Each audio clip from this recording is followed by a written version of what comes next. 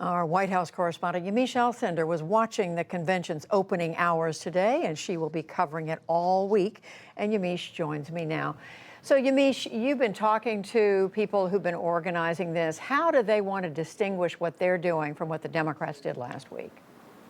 Well, Republicans say that they're eager to make the case that they are more optimistic, more positive than Democrats. They say that the theme of this entire convention is going to be honoring the great American story. Tonight's theme in particular is Land of Promises. And what they say is that they really want to talk about all the greatness of America. They want to talk about the history of America as being one that is amazing, as one that's positive. They say that Democrats focus too much on the flaws of America. We're likely going to see President Trump, I'm told, every single day of the convention, though he might not speak every day. Another thing to note is there are going to be a host of topics on this convention's agenda, including jobs, immigration. Of course, the coronavirus is going to be a huge talking point. The main message, though, is going to be that President Trump is the best person to lead the nation through the pandemic, and that if he is reelected, the vaccine will be produced at the end of 2020, and that things will go back to normal by 2021.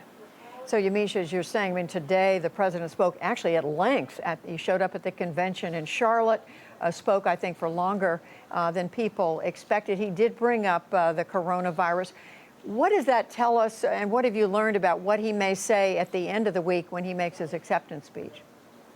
Well, the president's statements show the tension between what the campaign and officials say that they want to do, which is have this optimistic convention, as I said, and what the president often does, which is really talk about fear and talk about the dark parts of America and what could happen if Joe Biden is elected. So today he spoke for more than, or at least over an hour at the convention. And what he was talking about in particular, he said Democrats are trying to use COVID-19 to steal the election. That's a big, big thing from the president to say. And he said that he believes that if he loses, that the election was rigged. Now, there are election watchers who say that that's sort of dangerous language, but the president says that he's really doubling down on this idea that he is the person that can protect Americans and that Joe Biden has really failed. And he also made the case today and will be making the case all week that if Democrats are elected, that this will become a socialist country and that there will be sort of Venezuela. Democrats, again, take real issue with that and say that that is a completely false thing to say. But the president is really looking at this and saying that Democrats who are pushing mail-in voting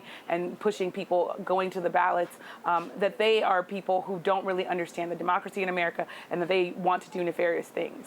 And finally, Yamiche, tonight, prime time, what are we looking for from the convention tonight? Well, tonight we're going to have a host of speakers.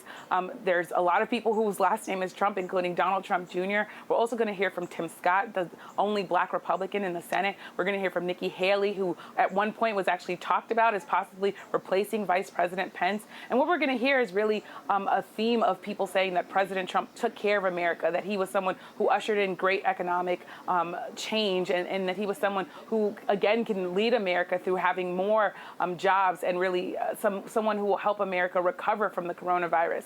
The other thing to note is, though, that as we hear some of the things that we're hearing, Republicans are really going to be pushing for an emotional appeal, talking about everyday Americans who were involved in maybe gun shootings or involved in crimes that were committed by undocumented immigrants. The Democrats did that, making an emotional appeal. The Republicans are going to be trying to do that too, but they're going to be doing that by trying to attack the Democrats and really saying that they're wrong for the job.